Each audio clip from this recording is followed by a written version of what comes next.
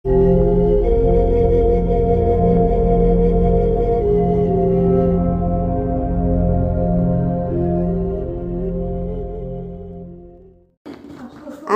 নবী মদিনার মসজিদ নববীতে বসে আছেন, মানুষের সামনে, তার সাহাবীদের সামনে ইসলামী কথা, আল্লাহর কথা আলোচনা করছেন। বলেন সুবহানাল্লাহ।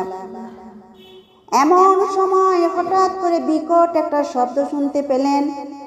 সকলে মনে হচ্ছে দুনিয়াটা থরথর করে কেঁপে উঠল। এমনই সময় আমার নবী তার ওয়াজ করা থামাই দিলেন। তখন সাহাবীরা জিজ্ঞেস করলেন, হুজুর, কিসের এত জোরে শব্দ শোনা গেল?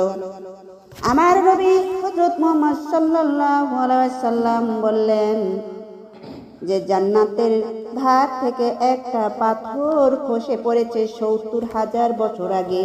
সেই পাথরটা আজ জাহান্নামের তল দেশে পৌঁছালো। বলেন সুবহানাল্লাহ। আমার নবী যখন এ কথা বলল তো বলছে, জাহান্নামের সব চাইতে তল দেশে কারা থাকবে? ও দয়ার নবী, তুমি বলে দাও না, জাহান্নামের তল দেশে কারা থাকবে? আমার নবী বললেন যে মানুষের মধ্যে ৩টি আচরণ আছে। ১ নাম্বার হচ্ছে মুমিন মুত্তাকিন, ২ নাম্বার হচ্ছে কাফের, আর ৩ নাম্বার হচ্ছে মুনাফিক। বলেন সুবহানাল্লাহ। ৩ ধরনের মানুষ দুনিয়াতে দেখা যায়। যত নবী রাসূল এসেছে তারা মুমিন মুত্তাকিন, আর কিছু লোক আছে কাফের। আমার নবী এবং আমার আল্লাহর কোরআনকে যারা মানে না তারা কাফের। আমার নবী যখন মক্কাতে ইসলাম প্রচার করতেন তখন 2টি দল ছিল। একটা দল ছিল মুসলমানেরা, যারা আমার দয়ার নবী, মহব্বতের নবী, আখিরি জামানার নবী, শেষ নবী, যে নবীর পক্ষ যারা ছিলেন এবং আল্লাহর কোরআনকে যারা বিশ্বাস করতেন তারা একটা দল ছিলেন। আর একটা দল ছিল আমার নবী এবং আল্লাহর বিপক্ষে দল। 2টা দল ছিল, তারা ছিল কাফের। তাহলে একগুলা ছিল আমার নবীর দল, আর একগুলা ছিল আমার নবীর বিরুদ্ধে কাফেরের দল। কিন্তু আমার নবী যখন মক্কা থেকে মদিনায় হিজরত করে চলে গেলেন, সেখানে যে আর 2টি দলের উদ্ভব হলো। একটা হচ্ছে ইহুদি আর একটা হচ্ছে মুনাফিক। ইহুদি হচ্ছে তারা সব কিছু জানতো, বুঝতো, আগেকার কিতাবগুলা তারা জানতো, রাসূল, বেহেশত, দোজখ, কিয়ামত, আখিরাত, আসমানি কিতাব ইত্যাদি সম্পর্কে তাদের ধারণা ছিল। তাওরাত, জবুর, ইনজিল কিতাব সম্পর্কেও তাদের ধারণা ছিল, কিন্তু তারা ছিল অহংকারী। সব কিছু বুঝার পরও, জানার পরও তারা আমার নবীকে মানত না, আমার আল্লাহর কোরআনকে বিশ্বাস করতো না। তারা ছিল ইহুদি। আর এক দল ছিল মুনাফিক। মুনাফিক বা আবার কারা? মুনাফিকরা হচ্ছে তারা লম্বা জুব্বা পরতো, বড় দাড়ি রাখতো, মাথাতে টুপি পরতো এবং 5 ওয়াক্ত আমার নবীর সঙ্গে নামাজ পড়তো গো, আর সব সময় আমার নবীর ক্ষতি করার চেষ্টা করতো। তারে বলা হয় মুনাফিক। এমন সমাজে লোক আছে কিনা? 5 ওয়াক্ত নামাজ পড়ে, বড় একটা জুব্বা লাগায় আর মাথাতে টুপি দেয়, কিন্তু মিথ্যা কথা বলে, মানুষের কি করে, আমানতের খেয়ানত করে তারা মিথ্যা কথা সব সময় বলে, আর তারা আমানতের খেয়ানত করে, ওয়াদা দিয়ে ওয়াদা রাখে না। তাদের 3টা কিন্তু রূপ আছে, তাদেরকে বলা হয় মুনাফিক। এই মুনাফিকেরা খুবই অহংকারী, খুবই হিংসায়। তারা সব সময় এই দুনিয়াতে এরকম রূপ তারা কেন ধারণ করে জানেন? তারা নিজেদের সুযোগ সুবিধা ভোগ করার জন্য, রাষ্ট্রের নেতৃত্বের লোভে তারা এমন রকম করে, তারা তাদের অন্তরে কুফরি রেখে আল্লাহ রাসূলের, মুসলমানদের বিরুদ্ধে সব সময় তারা শত্রুতা করে। এত সুন্দর পোশাকধারী হয়েও তারা ইসলামের বিরুদ্ধে কথা বলে। দেখেন এমন সমাজের লোক আছে কিনা? হ্যাঁ, দেখেন সুন্দর মুসলমান, সব কিছু তার ঠিক আছে, কিন্তু ইসলামের বিরুদ্ধে কথা বলে, মনে হচ্ছে ইসলাম তাদের ক্ষতি করেছে। এমন আছে কিনা? ষড়যন্ত্র লিপ্ত থাকে। এই জাতিদের লোকদের মধ্যে অন্যতম ছিল আব্দুল্লাহ ইবনে উবাই ইবনে সলুল নামে একজন মদিনাতে লোক ছিল। তার নেতৃত্বে সেইখানে কিছু লোক ছিল মুনাফিকের দল। বলেন নাউজুবিল্লাহ। যারা মুনাফিক তারা কি করতো, তাকে ফুলের মালা বানিয়ে তাকে রাজা বানিয়ে তার গলাতে পরাতো। কাকে? এই যে নেতা আব্দুল্লাহ ইবনে ওবাই ইবনে সুলুল, যার নাম বলেন সুবহানাল্লাহ। এই যে দেখেন এই সূরা বাকারার মধ্যে মুনাফিকীদের আচরণের সুন্দর করে বিবরণ দিয়েছেন। দেখেন এই বিবরণের মধ্যে বলেছে বিসমিল্লাহির রহমানির রহিম, আমিনান নাসি মা ইয়াকুলু আমানা বিল্লাহি ওয়া বিল ইয়াউমিল আখির ওয়া মা হুম বিমুমিনিন। মানুষের মধ্যে এমন কিছু লোক আছে গো, যারা মুখে মুখে বলে আমরা আল্লাহ পরকালের প্রতি ঈমান এনেছি, কিন্তু আসলে তারা আদৌ ঈমান আনেনি। বলেন সুবহানাল্লাহ। আদৌ তারা ঈমান আনেনি, বুঝছেন? এই যে দেখেন আব্দুল্লাহ ইবনে ওবাই সল্লুরের নেতৃত্বে যে মুনাফিক দলটি মদিনায় ইসলামী রাষ্ট্রে বসবাস করত, তারা কি করত জানেন? তারা ছিল কাফেরদের দলভুক্ত। তারা ছিল কাফের মুসলমানদের দলভুক্ত থেকে পার্থিব সুযোগ সুবিধা ভোগ করার জন্য নিজেদেরকে ঈমানদার দাবি করত। কিন্তু আমার আল্লাহ জানে তারা ঈমান আনেনি। জানে কিনা? ইন্নাহু আলিমুল বিজাতি সুদূর। আল্লাহ অন্তরের খবর রাখে কিনা? আল্লাহ জানে যে আল্লাহ আলিমুল গায়ব, বিধায় তাদের মনের খবর আমার আল্লাহ রাখে। তাই আল্লাহ তাদের দাবি প্রত্যাখ্যান করেছেন। বলেন সুবহানাল্লাহ। ইউখাদিউনা আল্লাহ ওয়াল্লাযীনা আমানু ওয়া মা ইয়াখদাউনা ইল্লা আনফুসাহুম ওয়া মা ইয়াশউরুন। আর তারা দাবি করে, তারা কি দাবি করে? মিথ্যা দাবি করে যে তারা আল্লাহ ঈমানদারদেরকে ধোঁকা দিতে চায়। বলেন নাউজুবিল্লাহ। অথচ তারা নিজেদের ছাড়া অন্য কাউকে ধোঁকা দেয় না। তারা কাকে ধোঁকা দিতে চায়? ঈমানদারকে আর আল্লাহকে। কিন্তু না না না, তারা ঈমানদারকেও ধোঁকা দিতে পারবে না, আল্লাহকেও পারবে না। ঈমানদারকে যদি ধোঁকা দিতে যায়, আমার আল্লাহ বলবে ও মুনাফিক দল, তুমি কাকে ধোঁকা দিতে চাচ্ছ? যে ঈমানদার, যে আল্লাহওয়ালা, আর সাথে আল্লাহ আছে কিনা? আল্লাহ আছে না? একজন ইমানদারের ব্যক্তির সমস্ত দায়িত্ব আমার আল্লাহর কাছে। যদি কোনো ইমানদার ব্যক্তিকে কেউ ধোঁকা দেয়, কেউ কষ্ট দেয় গো, যদি দেয়, তখন আমার আল্লাহ তাআলা তাদের জন্য কঠোর হুমকি প্রদান করেছেন। বলেন সুবহানাল্লাহ। কি দিয়েছেন? হুমকি দিয়েছেন যে তোমরা যদি আমার বান্দাদের ধোঁকা দাও, তাহলে আমি তোমাদের কি দিব? আযাবুন আলিমুন, কঠিন আযাব দিব। বলেন সুবহানাল্লাহ।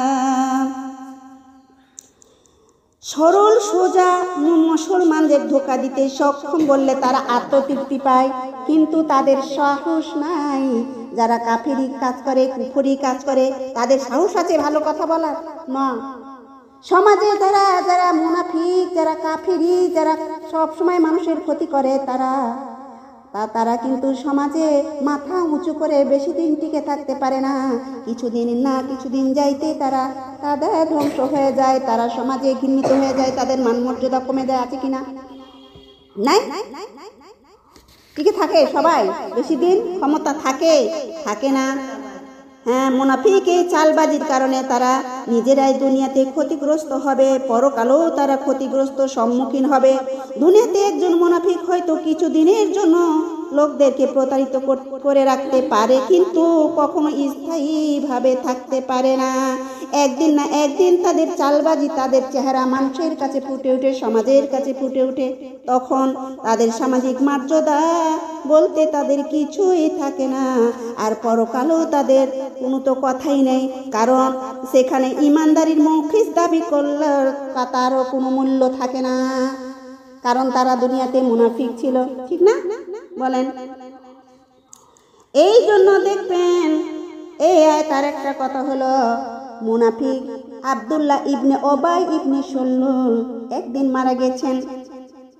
তার ছেলেকে বলে গেছেন, বাবা আমি যখন মারা যাব গো, তখন তুমি আমার দয়ার নবী, রহমতের নবীর কাছে যাবে, যে বলবে আমার বাবা ওয়াদা করে গেছে যে আমার কবরের জানাজাটা, আমার মৃত্যু ব্যক্তির জানাজাটা যেন নবী করে। বলেন সুবহানাল্লাহ। 2 নম্বর কথা হলো আমার নবীর গায়ের জুব্বা দিয়ে যেন আমার কাফন করায়, বলেন সুবহানাল্লাহ। তারপরে বলেছে যেন আমাকে ধরে কবরে আমার নবী নামায়, বলেন সুবহানাল্লাহ। যখন ইবনে আব্দুল্লাহ ইবনে ওবাই মারা গেলেন, তার ছেলে তখন ছুটে আমার নবীর দরবারে যায়। নবীকে যে বলেন, হুজুর আমার বাবা আজ মারা গিয়েছেন, আমার বাবা ওয়াদা করে গেছেন আমার বাবার জানাজাটা যেন আমার দয়ার নবী করে, বলেন সুবহানাল্লাহ। তারপরে বলে গেছেন আপনার গায়ের জুব্বা দিয়ে যেন আমার বাবার কাফন করায়। তারপরে বলে গেছেন আপনি যেন আমার বাবার কবরটা নিজ হাতে কবরে শুয়ায়া দেন, বলেন সুবহানাল্লাহ।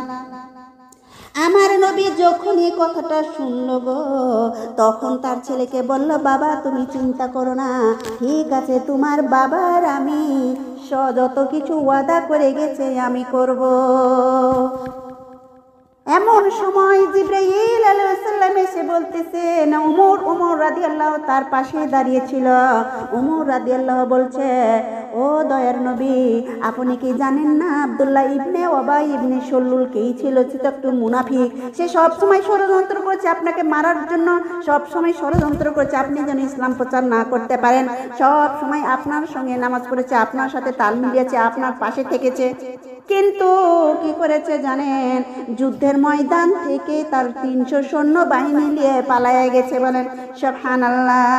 তাবুকের যুদ্ধের সময় তাকে সৈন্যবাহিনী নিয়ে গেছে, কিন্তু মুনাফিক যুদ্ধ না করে সে চলে গেছে। তখন ওমর রাদিয়াল্লাহু যখন এই কথা আমার নবীকে বলল, আমার নবী বলছে, ও ওমর তুমি জানো না এই সমাজে অনেক লোক মুনাফিক থাকবে, অনেকে ঘুষখোর সুদখোর থাকবে, তাদেরও জানাজা এই জামিনে করা হবে, বলেন সুবহানাল্লাহ। করে কিনা আমাদের হুজুরেরা? করে, বলে যে ওই সুদ খেয়েছে ওর জানাজা হবে না। আমাকে তো আমার আল্লাহ বলে নাই যে মুনাফিক তুমি তার জানাজা করো না। যদি আমার আল্লাহ বলতো গো তাহলে আমি জানাজা করতাম না। এমন সময় আমার দয়ার নবী তার বাড়িতে গেল, নিজ হাতে তাকে গোসল দিলেন, তারপরে তার জানাজা করলেন, তারপরে আমার নবীর গায়ের জুব্বা দিয়ে তাকে পরাইয়া তাকে কাফন পরাইলেন। তারপরে যখন জানাজাতে দাঁড়িয়ে গেলেন গো, যখনই সুন্দর করে হাত তুলেছেন আল্লাহু আকবার বলার সময়, সাথে সাথে জিবরাইল আলাইহিস সালামকে বলছে, আমার আল্লাহ, ও জিবরাইল এখনই যাও না, এখনই আমার নবী জানাজাতে দাঁড়িয়ে গেছে, বলেন সুবহানাল্লাহ। জিবরাইল এসে বলছে, হুজুর আপনি জানাজা করবেন না, এই মুনাফিকের জানাজা আপনার দ্বারা করা যাবে না।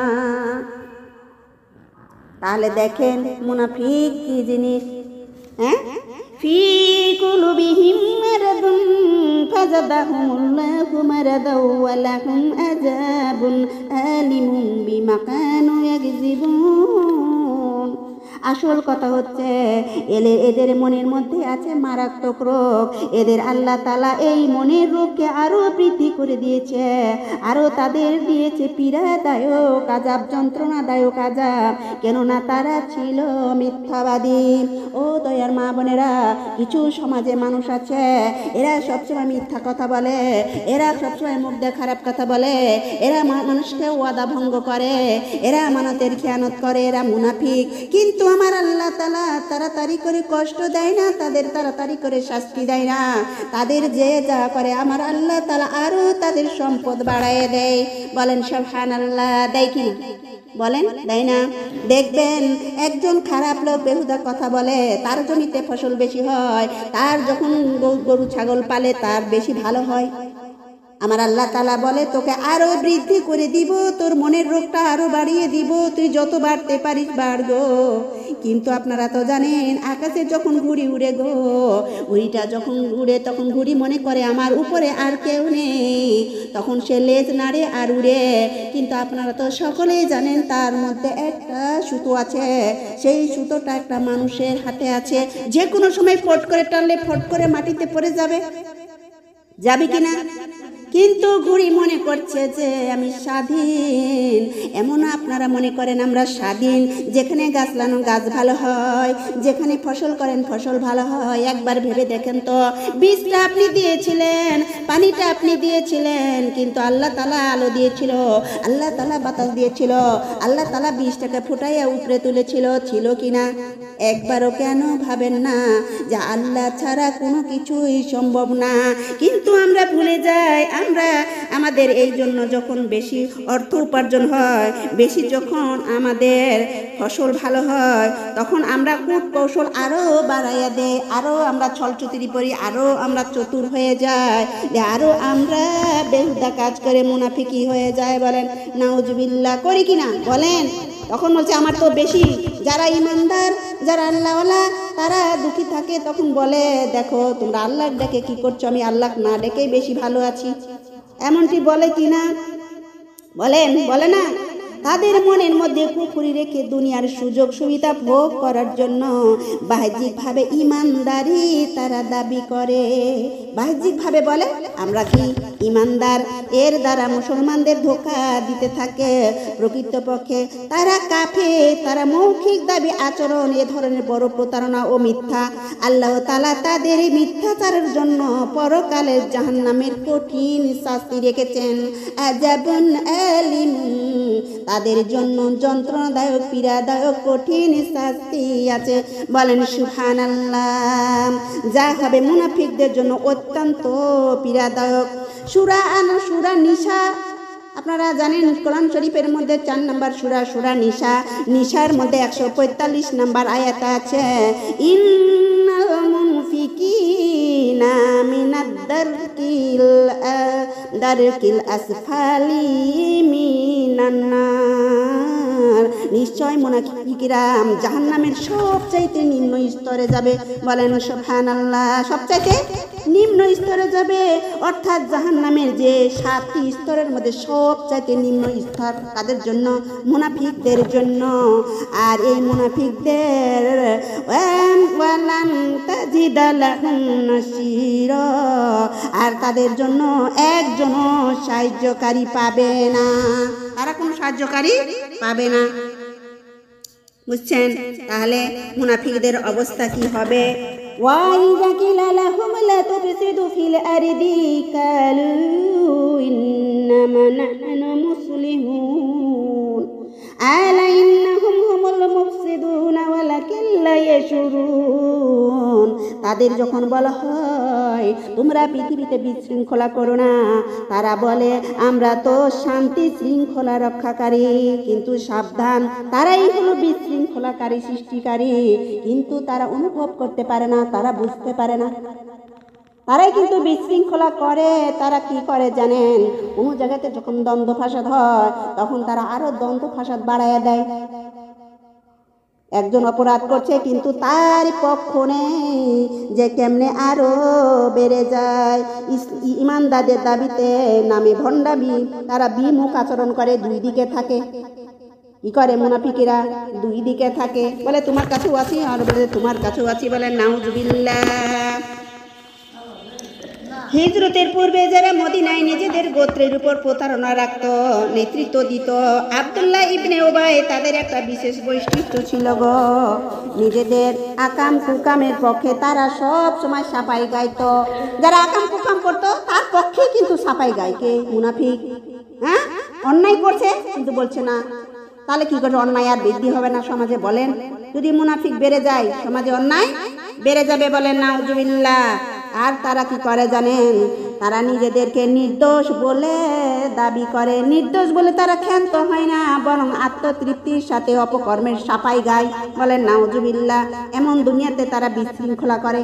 যদি সমাধান করতে হয় তাহলে যে দোষী হয়েছে তার পক্ষে কথা বলতে হয়, তাই না? যে তুমি দোষ করেছো, তাই না? কিন্তু না, যে দোষ করেছে তাকে আরো সাফাই দেয়। তাহলে কি হবে? বিশৃঙ্খলাটা বেশি হবে না? বলেন।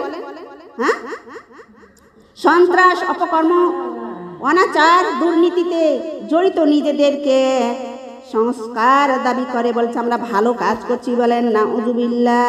বর্তমানে আমাদের দেশে এই ধরনের নেতা আছে কিনা সমাজে?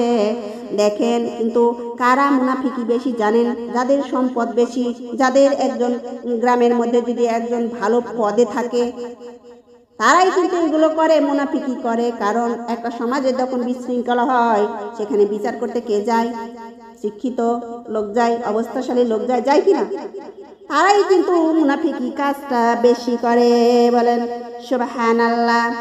মুনাফিকরা অযৌক্তিক এবং মিথ্যা দাবিতে প্রত্যাখ্যান করে। আল্লাহ পাক বলেছেন, মনে রেখো তারা বিশৃঙ্খলাকারী, কিন্তু তারা একটুকু অনুভব করতে পারে না।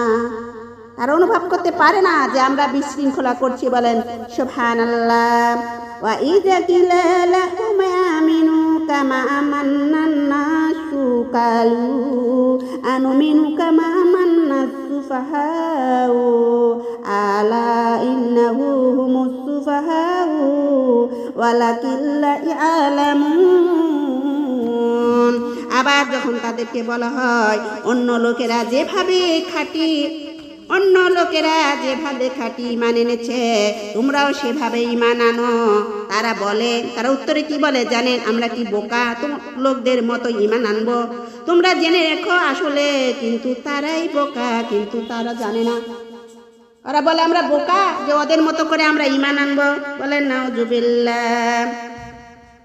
এখানে তাদের মতো ঈমান আনা বলতে তাদের বোঝানো হয়েছে যারা সৎ, তারা তৎক্ষণাৎ মদিনার রসুলের উপস্থিতি একনিষ্ঠভাবে খালেসভাবে আল্লাহ ও রসুলের উপর ঈমান এনেছিল। একদম আল রসুলের প্রতি ঈমান এনেছে, একদম দিল দিয়া, মন দিয়া। বলেন সুবহানাল্লাহ। এই ছিল রসুলের, তারা সঙ্গী ছিল, সাথী ছিল, যারা ঈমান এনেছে, যারা আখিরাতে পরকালে ভয় করে, তারা ঈমানদার, তাদের সাহাবী বলা হতো। বলেন সুবহানাল্লাহ। এখানে মুনাফিকদের সেই সব আন্তরিক নিষ্ঠাপূর্ণ ঈমানদার সাহাবীদের মতো ঈমান আনার কথা বলা হয়েছে। বলেন সুবহানাল্লাহ। কাদের মতো ঈমান আনতে বলেছে? আমার নবী যেভাবে চলতে বলেছে সেইভাবে ঈমান আনার কথা বলা হয়েছে। কিন্তু ওরা বলছে আমরা কি বোকার মতো আমাদের ঈমান আনবো? আল্লাহ রাজি খুশি হচ্ছে কি ঈমান? বলেন সুবহানাল্লাহ, ঠিক না? কিন্তু আমরা কি করি? ঈমান আনতে চাই না। ও প্রিয় মা বোনেরা, বর্তমান সময়ে আমরা অনুরূপ এক শ্রেণীর লোকদের অবস্থান দেখতে পাই। সমাজে আছে কিনা? আল্লাহ বিধান কোরআনে নিজেদের জীবন বিধান হিসেবে যারা মানতে চায়, তার প্রতিষ্ঠার জন্য আন্দোলন করে, তাদের সহজ সরল জীবনকে সততা থেকে তারা বোকামি মনে করে, তারা তাদের পরিপূর্ণ ইসলামকে জীবন বিধান হিসেবে গ্রহণ করার জন্য আহ্বান জানানো হয়। বলেন সুবহানাল্লাহ। আমরা কি করব? ইসলামের যে বিধান আছে, যে পরিপূর্ণ জীবন আছে, সেটা আমাদের জীবনকে পরিপূর্ণ করতে হবে। কারণ আমাদের সমাজে মুনাফিকে ভরে গিয়েছে। তাহলে বলেন তো, সবচাইতে নিম্ন স্তরটা ওয়াইল নামের স্থান। লুল্লে হুমাজাতিত লুমাজাত, আপনারা পড়েছেন কিনা 30 পারাতে সূরা হুমাজা? এখানে বলছে কি যে ওয়াইল নামের সবচাইতে নিম্ন স্তরে থাকবে মুনাফিকেরা। বলেন নাউজুবিল্লাহ। তাহলে আমাদের কার জন্য যুদ্ধ করতে হবে? সমাজে মুনাফিকির সঙ্গে। আপনারা মুসলমান ঘরের মেয়ে, মুসলমান ঘরের বউ, মুসলমান ঘরের সব কিছুই জানাশোনা, সব জানেন, জানার পরেও মানেন না। বলেন আপনারা মুনাফিক কিনা? এই যে মুনাফিকের সঙ্গে যুদ্ধ করছি আমি, মুনাফিক সমাজে যদি না থাকে, কারণ আমরা সর্বনিম্ন স্তরে চলে যাব, ঠিক না বেটি? বলেন মুনাফিক। তাহলে মুনাফিক কি, এটা আমাদের জানার দরকার আছে কিনা? কিন্তু আসলে নির্বোধ, আমরা বুঝি না, আমরা মনেও করি না। আমরা মনে করি যে এটা কি হবে, কিছুই হবে না, তাই না? আমরা মনে করছি কি হবে, মুনাফিকি কখন করলাম, এরকম আপনি বুঝতে পারেন না যে আসলে এটা মুনাফিকি করা, কিন্তু আপনি এটা বুঝেন না। وَإِذَا قِيلَ لَكُمُ الَّذِينَ آمَنُوا قَالُوا آمَنَّا وَإِذَا خَلَوْا إِلَى شَيَاطِينِهِمْ قَالُوا إِنَّا مَعَكُمْ إِنَّمَا نَحْنُ মুস্তাহজিউন। তারা যখন ঈমানদার লোকদের সাথে মিশে তখন বলে আমরা ঈমান এনেছি, বুঝতে পারছেন? আর যখন নিরিবিলিতে তাদের শয়তান ইহুদিদের সাথে মিশে গো, তখন বলে আমরা তোমাদের সাথে আছি। আমরা কি বোকা না পাগল যে তাদের সঙ্গে ঈমান আনবো? আমরা তাদের মুসলমানদের সাথে কেবল আমরা উপহাস করি, ঠাট্টা করি। বলেন নাউজুবিল্লাহ। বুঝতে পারছেন? কিন্তু প্রকৃতপক্ষে তারা দুর্বল নোংরামি ছাড়া আর কিছুই না। তারা বলে আমরা বাহাদুর। তারা কি বাহাদুর? তারা নিজ, তারা কিছুই না, তারা কুচক্রী। হ্যাঁ, মুনাফিকেরা মুসলমানদের সামনে নিজেদের কাফেরদের প্রতি ভালোবাসার প্রকাশ করতে ভয় পেত, কিন্তু তাদের সাথে দেখা সাক্ষাৎ করতে মুসলমানদের তার সাথে তারা ভালো আচরণ করত। বলেন সুবহানাল্লাহ। তারা কি করে? মুসলমানদের সাথেও ভালো থাকে, আবার কাফেরদের সাথেও ভালো থাকে। তারা দুইমুখী না? বলে আমরা তোদের সাথেও আছি, আবার কাফেরদের কাছে যায় বলে তোদের সাথেও আছি। আমরা মুসলমানদের সাথে ঠাট্টা করি, আর কি করি। কোত্থেকে কথা বলছি? কোরআনের মধ্যে আমার আল্লাহ তাআলা আয়াত দিয়ে দিয়েছেন। বলেন সুবহানাল্লাহ। এখানে তাদের শয়তান বলতে মানুষ রূপী শয়তান। শয়তান কি মানুষ রূপী না? বলেন হ্যাঁ, শয়তান মানুষ রূপীকে শয়তান বোঝানো হয়েছে। কেননা এরা ছিল ইসলামের বিরোধিতা সবার আগে। আর সেই সুযোগ সুবিধা মুনাফিকদের নিজের বন্ধু আশ্রয়দাতার সাথে দেখা হলে মুনাফিকরা নামধারী ভণ্ড মুসলমানেরা এই বলে আসক্ত করত যে আমরা তো আসলেই তোমাদের সঙ্গের সাথী। মুমিনদেরকে শুধু আমরা হাব ভাব, এটা আমাদের সাথে তামাশা ঠাট্টা ছাড়া আর কিছুই নাই। বলেন সুবহানাল্লাহ। الذي يستهزئ بهم ويمدهم في طغيانهم يعمهون। আল্লাহ তাদের সাথে তামাশা করেছেন এবং তাদের অবাধ্যতার মধ্যে উদ্ভ্রান্ত হয়ে ঘুরে বেড়ানোর সুযোগ দিয়েছেন। বলেন সুবহানাল্লাহ। মুনাফিকদের এই জঘন্য কথাবার্তা আচরণের জন্য তাদের কঠিন হুমকি প্রদান করেছেন। আল্লাহ তাদের সাথে তামাশা করেছেন। আকাশ পৃথিবীর মালিক আমার আল্লাহ গো, হতভাগ্য তারা। এমন এক ভীতিকর আত্মজনক দৃশ্য তাদেরকে কাঁপিয়ে তুলবে। বলেন সুবহানাল্লাহ। ও দয়ার মা বোনেরা, পৃথিবীতে দেখেন কত কঠিন কঠিন দুর্ঘটনা ঘটে যাচ্ছে কিনা একবার ভেবে দেখেন তো। কোথায় আগুন লেগে যাচ্ছে, কোথায় অ্যাক্সিডেন্ট হচ্ছে, কোথায় কার ডুবে যাচ্ছে। একটু ভেবে দেখেন, পৃথিবীতে আমরা কিছুদিনের জন্য বেড়াতে এসেছি, আমরা চলে যাব। কিন্তু আমরা এইটা পরকালের প্রতি আমাদের বিশ্বাস আনতে হবে, আখিরাতের প্রতি বিশ্বাস আনতে হবে। কিন্তু আমরা আনি না, আমরা অহংকারের মধ্যে থাকি। আমরা কোরআন মানি না, আমরা জানি কিন্তু মানি না। বলেন নাউজুবিল্লাহ। তাদেরকে অবাধ্যর মধ্যে উদ্ভ্রান্তর মধ্যে ঘুরে বেড়ানোর সুযোগ আমার আল্লাহ দিয়েছে। কাদের? মুনাফিকদের। এ কথা কেন বলা হলো? আল্লাহ তাদের লক্ষ্যহীন, উদ্দেশ্যহীন, নিদর্শহীন ভাবে ঘুরে বেড়ানোর জন্য ছেড়ে দিয়েছেন। আচ্ছা বলেন তো, আপনারা আল্লাহকে গালি দেন, আল্লাহর কথা মতো চলেন না, নামাজ পড়েন না, বিশ্বাস করেন না, ও মানুষের ক্ষতি করেন, আল্লাহকে আপনাদের সাথে সাথে বিচার করে? বলেন করে না। আপনাকে স্বাধীনতা আমার আল্লাহ দিয়েছেন। বলেন সুবহানাল্লাহ। আমাদের কি দিয়েছেন? স্বাধীনতা দিয়েছেন। আল্লাহ তাআলার ভয়াবহ তামাশা আছে মুমিনদের সাথে। মুনাফিকদের তুচ্ছ দুর্বলতার তামাশার মতো নয়। এতে বোঝা যায় যে মুনাফিকেরা আসলে কাফেরদের বন্ধু। মুনাফিকেরা কি? কাফেরদের বন্ধু। কিন্তু ইসলাম এবং মুসলমানদের ক্ষতি করার জন্য কেবলমাত্র মুসলমানদের তালিকার মধ্যে থাকে।